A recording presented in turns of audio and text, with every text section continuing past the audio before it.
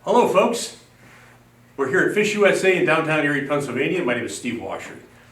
It's mid-August here in Erie, and within the next 30 to 40 days we are going to see the migration of steelhead from into our Lake Erie tributaries. So what I'm going to be doing is I'm going to be tying a couple of very simple fly patterns. They imitate eggs and they're very successful. You can tie them in a variety of colors. And they fish extremely well. So the first pattern I'm going to tie, it's called a flea. And I'm going to tie this on a Mustad C67S, which is an egg/caddis hook. It's 2 extra heavy and 3x short. It's a very stout little hook with a straight eye. For my thread, I've found with these egg patterns that either a red or a fluorescent orange thread works best. I've experimented with others. Chartreuse doesn't seem to do so well, but I use a 6/0 orange for most of my time for these egg patterns, and it seems to work really, really well. So I'm going to start off by tying a jam knot right behind the eye of the hook, make about 6 or 7 wraps. There again, this is a very easy fly. We're going to be utilizing 2 materials, some Glo-Bug Yarn or McFly foam. Both are readily available here at FishUSA. And a little bit of crystal chenille in white. Now, the first thing we're going to do is we're going to select a small piece of the chartreuse. Now, we're only going to need about 1/3 or half of the hank. So what I'm going to do is I'm going to take and I'm going to divide it right down the middle with my scissors. And I'm going to cut off about 2 inches, maybe a little less. We don't want any waste. So I stroke all my fibers. Now what I'm going to do is this. I'm only going to want about 1/8 of a tag end off for a tail, and then the forehead I'm going to leave about 1/8 of an inch hanging over. But when I'm tying this, I'm going to leave a little more in the front hanging over. It makes tying off so much easier. So what I'm going to do is I'm going to take my thread to the back of the hook, or right over the tip of the barb. Not the tip of the hook, but the tip of the barb. That'll be my tie-in point. So I'm going to use a pincer grasp. I'm going to grab this, making sure that my tag end is about 1/2 to 3/8 inch long. And I am going to take and encompass that hook shank between my thumb and forefinger. That way the material doesn't rotate. And there again, oops, I just hit the barb of the hook with my thread. I broke. Excuse me. Be right back at you.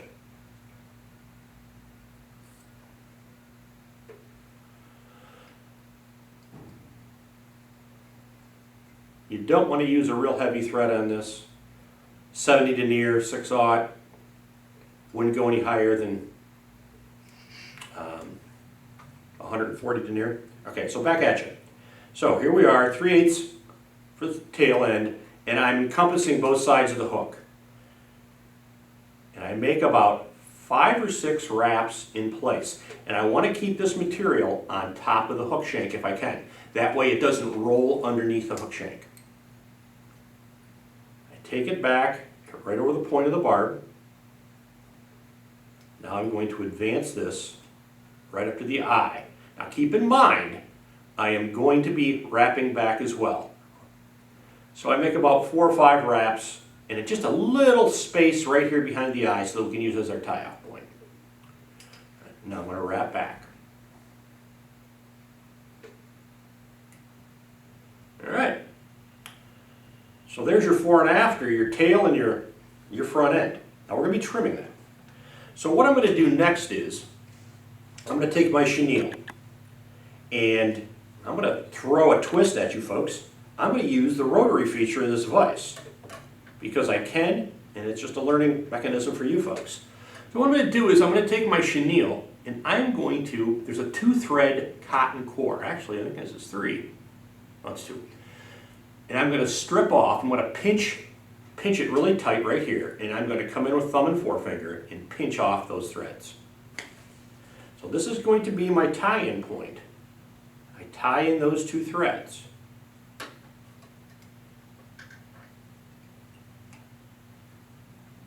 Right there. That alleviates bulk on the hook shank. I got it in there. Now remember, my favorite saying, tension is your friend. Okay? I'm going to let this hang because I've put the chenille in the little notch of the card, so it's just going to hang freely. And I'm going to give it one whip finish by hand, not a whip fish. They don't swim in Lake Erie. All right, I'm going to short my working distance with my bobbin, and I'm going to put it in the bobbin cradle, right, like so. Now the one thing you can do this, and it helps. Now granted, this is an easy fly, it's an inexpensive fly, but there again, we all know you're down to your last fly, you're catching fish like crazy, and the fly comes unraveled. Well, using your squeeze bottle of head cement, you're just going to put a little tiny dollop of cement over those thread wraps. That'll adhere to the thread wraps, it'll be absorbed, it's going to make your fly a little more durable. So what I'm going to do now is, utilizing my rotary feature, I'm going to make 1, 2, 3 wraps. I'll let that hang. I'm going to turn the cradle down. Now the beauty of this, if you have a rotary vise, is you're wasting no materials whatsoever, other than the little 1/8 that we pinched off for the thread core. I'm going to come behind the material, and I'm going to wiggle that thread, because I want that thread to bury itself deep down inside there. 2, 3, 1 or 2 on top. Now what I do is, I take my left hand and I kick the bottom out, or the bobbin out of the way, excuse me. I'm tongue-tied. I kick that bobbin out of the way. That ensures that I don't cut the thread. So now what I do is I come in with my scissors, just the tips, snip off, easy peasy. Now, I'm going to fold back that tag end, and I'm going to create a little tiny, very unique head.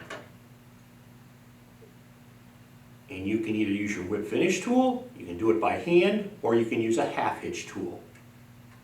So I'm going to make 3 turns with this, the manual way, and I'm also going to use my half hitch tool just because it's for the video's sake.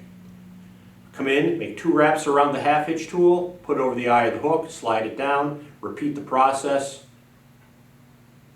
Now something else you can do as well, folks, you can take your head cement, you can adhere it right to the head itself, or you can put a little dollop along the thread, squeeze it out there, and then wrap it on. That's a very effective way to apply your head cement. I'm going to trim off my tag end on my thread. I'm going to hit it with some cement. Here we go. It's important to clear out your cement from the eye of the hook, because when it's 32 degrees out and you're on the stream and you can't thread this onto your leader, it gets a little frustrating. Take my bodkin or dubbing needle, clear the eye. Now I'm going to take this and trim it. What I like to do is butt my scissors up against the bend of the hook shank and then come out just a smidge. I'm going to pull this material taut, cut it, we got a flare. I'm going to do the same up front. I'm going to go to the eye of the hook, kick it ahead, pull tight, cut and flare. This is a very good color combination. I think one of my other favorite color combinations is just the reverse of this, utilizing white Glo-Bug or McFly foam and a chartreuse body. Very effective. This is a size 12 hook. I would take it down to maybe a 14. Given stream conditions, water clarity, you might bump it to a 10 sometimes if the water's somewhat turbid. But color-wise, you don't need a ton of these. I think your pinks, your peaches. I know that in certain areas, like a light powder blue for your chenille with white is, especially in low light conditions, can be very, very effective. So there you have it, folks. There's your first simple steelhead fly for the season. It's called a flea. Very effective fly. Good luck, good time, good fishing. God bless you, and I hope to see you on the stream. For FishUSA, I'm Steve Wascher. Have a nice day.